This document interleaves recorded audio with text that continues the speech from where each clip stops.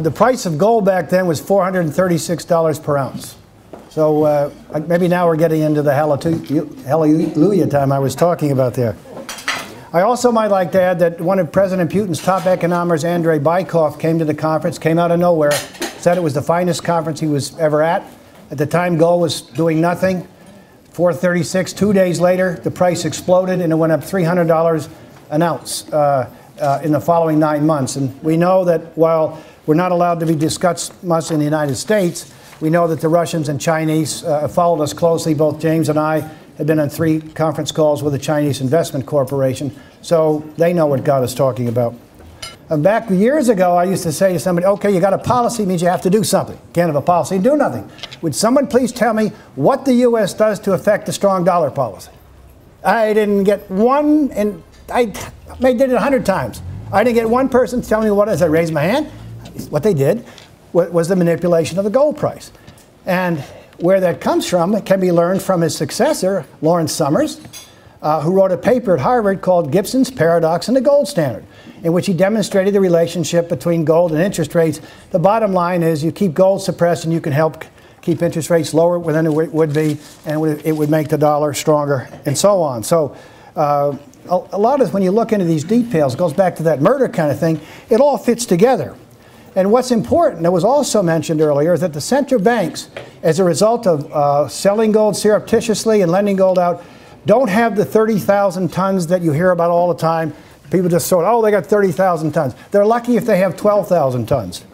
And a lot of this was corroborated years ago by the fine work that James Turk did, Frank Veneroso and Reg Howe, the Agata consultant, all came up with generally the same numbers. So we were working on a pretty sound foundation of what was going to happen. And that is the bad guys, as I call them, the gold cartel, was gradually going to run out of available central bank gold to keep their scheme going. In other words, they were going to run out of ammunition. And that's one of the reasons, again, that understanding that this was going to occur and that prices had to go up and way up is so important to know. Meanwhile, we've been criticized, some of you will know these people names, by many visible people in the mainstream gold world that have ridiculed us all this time. Many of you know of Kitco's John Nadler, who I call the nitwit. There's Jeff Christian of CPM Group, and Goldfield Mineral Services, I mentioned her, Paul Walker, have got it wrong for most of the way up. This is all, if you go back and look at their track record, what they said, they have been neutral and bearish most of the time. Now, to bring some facts, not so much to disparage them, although they would have no problem doing that to us, but to make a point of that why it's important to know what we know versus the people who criticize us. John Nadler, who called us the tinfoil brigade, has been looking for gold to collapse as long as I can remember. Those of you who follow Kitco know that very well. In 2009, he publicly stated that he expected the price of gold to fall to around $800 an ounce. I mean, how wrong can you get? I mean, that's not too sharp. At the Silver Summit, and I was there, in 2009, Jeff Christian stated the price of gold was going to average $941 an ounce for the next decade.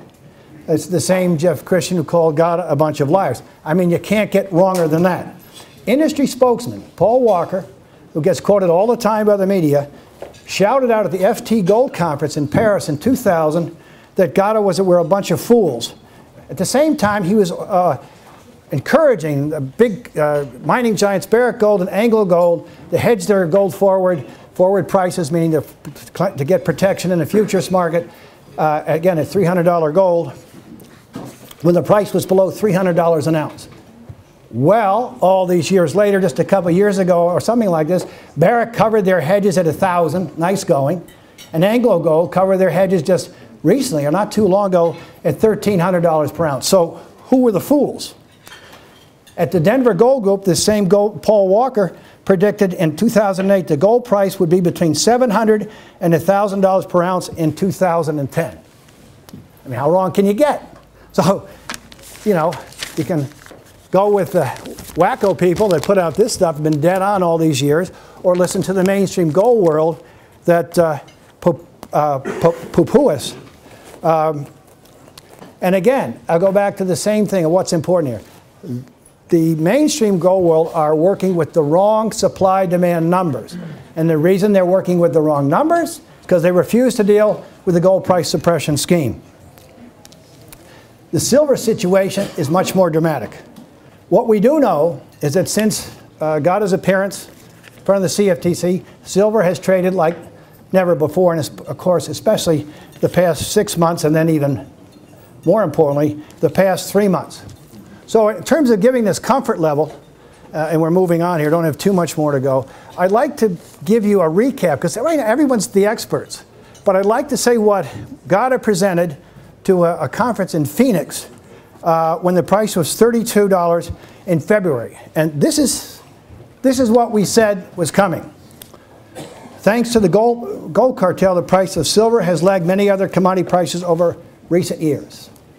Silver is relatively very cheap versus gold. The gold-silver ratio is falling rapidly, is likely to collapse in the months and years ahead as the price of silver soars.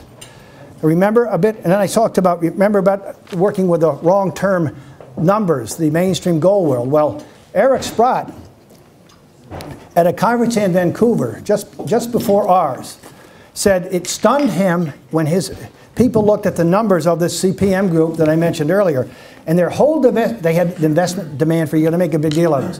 What was the investment demand for a whole year? And Eric said to his people, wait a second here. They penciled in this number for total investment, and we bought more, Sprott did, than they have for the whole world for 1 year. That's how wrong their numbers were in silver and other things. I mean, it's really staggering. Eric back then, the conference said he was looking for the gold-silver ratio to eventually go to 16 to 1. You know what it's done since then, and nobody's got a better track record, except for maybe James, than Eric Sprott.